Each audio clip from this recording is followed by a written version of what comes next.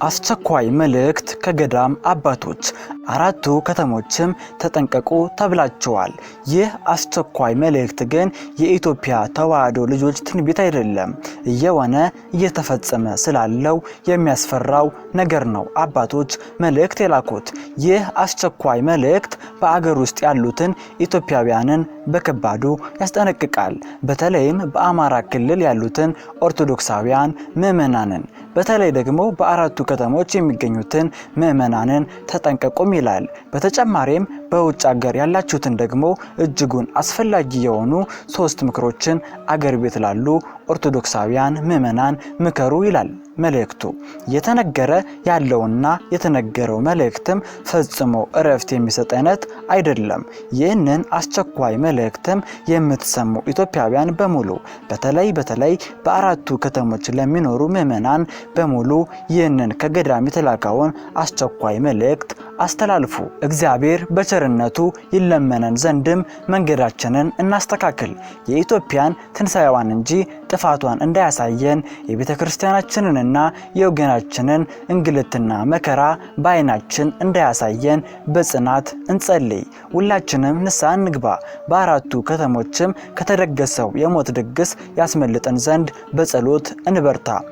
ሰላም የተከበራችሁ ውድ ኢትዮጵያውያን፣ በዛሬው መርሃ ግብራችን በዚህ ወደ መጨረሻው ዘመን በምንደረደርበት ጊዜ ላይ አስቸጋሪና አስከፊ ፈተና ውስጥ ስለሚገቡት 4 የኢትዮጵያ ከተሞችና በእነዚህ ከተሞች ውስጥ ለሚኖሩት ምዕመናን በሙሉ ከገዳም አባቶች ስለተላከላቸው መልእክት ሲሆን፣ ለመሆኑ እነዚህ 4 የኢትዮጵያ ከተሞችስ እነማን ናቸው? በአሕዛቦች የተደገሰው የሞት ድግስስ ምን ይሆን የሚለውንና ሌሎች ጉዳዮችንም አስተናርተን ይዘንላችሁ መጥተናል። እስከ መርሃ ግብራችን ፍጻሜ አብራችሁን ቆዩ።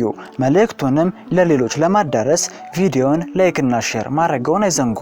የሆነው ሊሆን የተነገረለት ትንቢትም ሊፈጸም ጥድፊያ ላይ ነው። ዳሩ ግን የመጨረሻው ዘመን መቃረቡን እንደ ሰው ልጅ እድሜም ምድር የተሰጣትን ጊዜ ጨርሳ ልትጠናቀቅ መሆኑን የተገነዘበና ያስተዋለ የለም። ምድር ሲያበቃላት የሰው ልጅ በምድር ላይ የሚኖርበት ጊዜው ማብቃቱን የተረዳ የለም። በዚህ የትንቢቱ ፍጻሜ ወደ መጨረሻው ዘመን በምንደረደርበት ጊዜ ላይ እየሰማንና እየሆነ ያለው እጅጉን ያስፈራል። የኢትዮጵያ ምጥና መከራ እየቀረበ ነውና አብስተንም እናልቅስ፣ አብስተንም እንጸልይ። የአገራችን ኢትዮጵያ የመከራ ዘመን ከጀመረ ሰነባብቷልና አሁንም እየባሰ እየከፋ ይሄዳል። ንስሐ ያልገባን ንስሐ እንግባ፣ የገባን ደግሞ ከጎዳናው እንዳንሰነካከል አብስተን እንጸልይ። እጃችንን ለጸሎት እንዘርጋ። እንደ ነወዌ ሕዝቦች ከልባችን ተጸጽተን ወደ ላይ አንጋጠን እናልቀስ። የአሕዛብና የእነሱ የበላይ አዛዥ በሆኑት አጋንንት መጫወቻና ማላገጫ እንዳንሆን፣ በተለይም ደግሞ የሁላችንም እናት ስለሆነችው ቤተክርስቲያናችን፣ ስለታላቋ አገራችን፣ ስለ ውድ ወገኖቻችን አልፎ ተርፎም ስለ ራሳችን ብለን ንስሐ እንግባ። ከልባችንም እንጸጸት። እንዲሁም ከፊታችን ካለው ከሚመጣብን አስከፊ ጊዜ ለማምለጥ ስንልም ከመቼውም ጊዜ በላይ ልንነቃ ልናስተውል ይገባል። አባቶች የሚነግሩን መልእክቶች እንዲሁ በስማ በለው የሚመጡ ወይም ደግሞ ሕዝቡንና ምዕመኑን ለማስፈራትና ለማስጨነቅ የሚነገሩም አይደለ።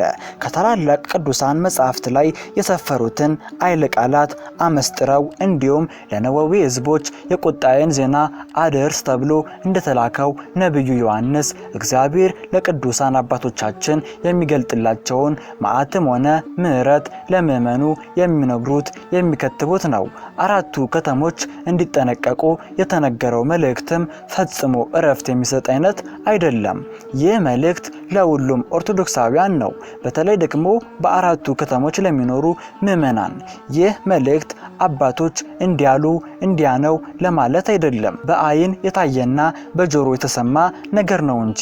ስለዚህ ልብ ያለው ልብ ይበል፣ ጆሮ ያለው ይስማ፣ እንዲሁም ላልሰማም ያሰማ። ሕዝቅኤል በትንቢቱ እንዲህ ብሏል። አንተም የሰው ልጅ ወይ ለእስራኤል ተራሮች ትንቢት ተናግረ፣ የእስራኤል ተራሮች ወይ የእግዚአብሔርን ቃል ስሙ በል። ጌታ እግዚአብሔር እንዲህ ይላል፣ ለቀሩት አሕዛብ ርስት ትሆኑ ዘንድ በዙሪያችሁ ያሉ ባድማ አድርጓችኋል፣ ውጠዋችኋልም። እናንተም የተናጋሪዎች ከንፈር የማሳፈር መተረቻና የአሕዛብ ማላገጫ ሆናቸዋል ይለናል ሕዝቅኤል በትንቢቱ። እኛም አላስተዋልነው ይሆናል እንጂ የአሕዛብ መቀለጃና ማላገጫ ከሆነን ሰንበትበት አልን። ነገር ግን ማንም ከእንቅልፉ የነቃ የለም። አባቶችም በመልእክታቸው የአሕዛብ ማላገጫ ሆናቸዋል ነው ያሉን። ግን ይህንን ማን አስተዋለ? ማንስ ነቃ ብሎ የቆመበትን ልብ አለ? ይህንን መልእክት ከገዳም አባቶች የተቀበለው ዲያቆን ዮርዳኖስ ቃል በቃል የነገሩኝን እያለ እንዲህ ነበር የነገረን። መልእክቱ ይሄ ነው ያ ነው ብዬ ዝርዝር ውስጥ አልገባም። ነገር ግን አሁን እየሆነ ስላለው ነገር አሳሳቢነት አባቶች በተደጋጋሚ እየተናገሩ ነው። የአሕዛብ ማላገጫ ላለመሆን እባካችሁ በትንሹም ቢሆን ከእንቅልፋችን እንንቃ። የትንቢት ወይም ማስፈራሪያ አይደለም። ነገር ግን እኛ የአሕዛብ ማላገጫ እየሆንን ስለሆነ የቀረበ እንጂ። በተለይ በአገር ውስጥ ያላችሁና ይህንን መልእክት በመከታተል ላይ የምትገኙ በአገር ውስጥም በአማራ ክልል ድሮ ጣሊያን የከለለው አሁን መንግስት የምትሉት አካል ከልሎ ባስቀመጠው ስፍራ የምትገኙ በተለይም ደግሞ በአማራ ክልል በይበልጥ ደግሞ በአራቱ ከተሞች የምትኖሩ ማለትም በባህር ዳር፣ በደሴ፣ በጎንደርና በወልዲያ የምትገኙ ኦርቶዶክሳውያን ምዕመናን ተጠንቀቁ በማለት ነበር መልእክቱን ያስተላለፈው። ነገሩ እጅጉን ያስፈራል። ይሄ ነው ያ ነው አልላችሁም። አበውም እንዲህ ብለዋል ብዬ በመዘርዘር አልነግራችሁም። እስካሁን ድረስ አባቶች የተናገሯቸው ነገሮች በሙሉ መዘባበቻና ወሬ ማሞቂያ ማቀባቢያ ነው የሆኑት። እንደ ተረት ተረትም ነው የተቆጠሩት እያለ በተሰበረ ልብ እና በአዘነ መንፈስ ነበር ይህንን መልእክት ያደረሰው። እንዲሁም ደግሞ ይህንን መልእክት በመከታተል ላይ የምትገኙ በውጭ አገራት የምትኖሩ ክርስቲያኖች ለአራቱም አካባቢ ሰዎች አደራ ይህንን አስቸኳይ መልእክት አስተላልፉ። ደውላችሁም ቢሆን አስጠንቅቁ። ምጥና መከራው የበዛ ትልቅ የሞት ድግስ ከፊታችን በአሕዛብ ተደግሶልናል። በተለይም ደግሞ በእነዚህ በአራት ከተሞች የከፋ መሆኑን አባቶች ከከባድ ማስጠንቀቂያ ጋር አስረግጠው ተናግረዋል። ስለዚህ እባካችሁ በላይ በተጠቀሱት አካባቢ ያላችሁ ተጠንቀቁ። ነገሮች ከሰሞኑ ይብሳሉና።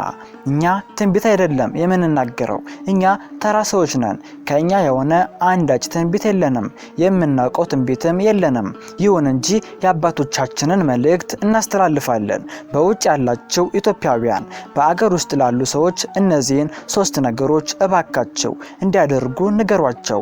የመጀመሪያው ብንናገር የማይሰለቸንን ነገር አሁንም እንርገመው። እባካችሁ ንስሐ ግቡ፣ ወደ እግዚአብሔርም ቅረቡ በሏቸው። እኛም በንስሐ እንታጠብ። የእግዚአብሔር ጠቡ እየጀመረ ነው። የእስካሁኑ ጠብ እንዳይመስለን። እስካሁን የፈሰሰው ደም ሁሉ የፍቅር ነው። እጅጉን በጣም የከፋው ነገር ሳይመጣ ንስሐ እንግባ። እግራችንንም ወደ እግዚአብሔር ጎዳና እንመልስ። እስኪ አንድ ጊዜ ቆም ብለን አሕዛብን እንመልከት። በተለይም ደግሞ በንግድ ስም ምን እየሸረቡብን እንደሆነ ቆም ብለን እናስተውል። እንዲህ ብለን ስንናገር እንደ ሰው ከእነርሱ ጥላቻ ኖሮብን አይደለም። እግዚአብሔር በአምሳሉ አክብሮ የፈጠረውን የሰው ልጅ መጥላትም የለብንም። የኛ ጉዳይ ከመጥፎ ሐሳባቸው፣ ከዓላማቸው፣ ከተንኮላቸው እንጂ።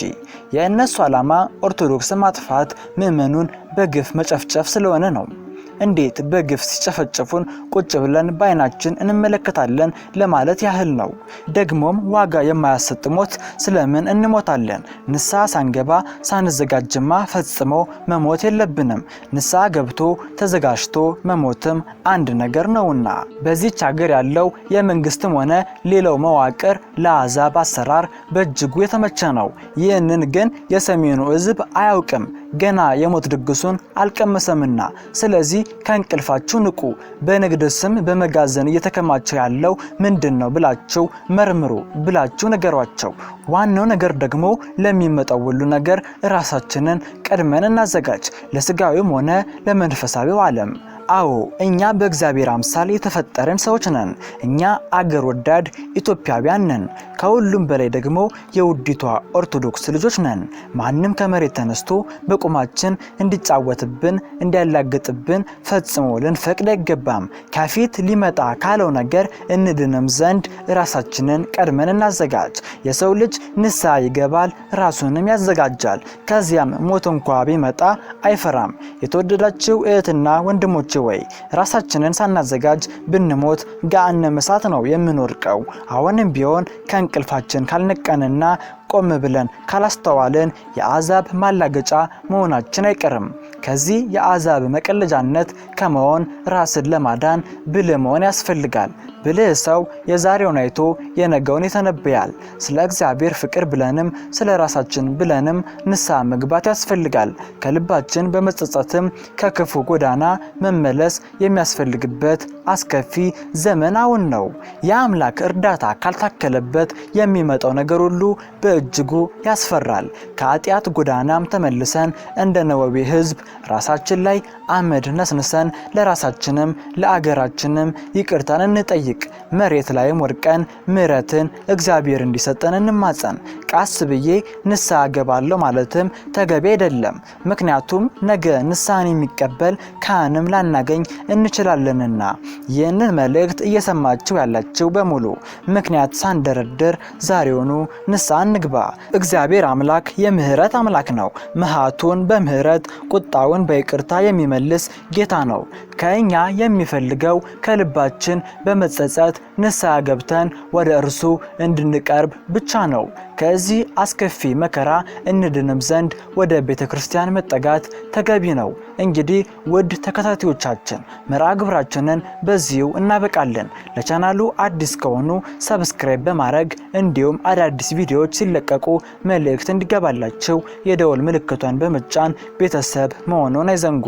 መልእክቱንም በተቻለ አቅም ለሌሎችም ማዳረስዎን አይርሱ። መርሃ ግብራችንን አበቃን። መልካም ጊዜ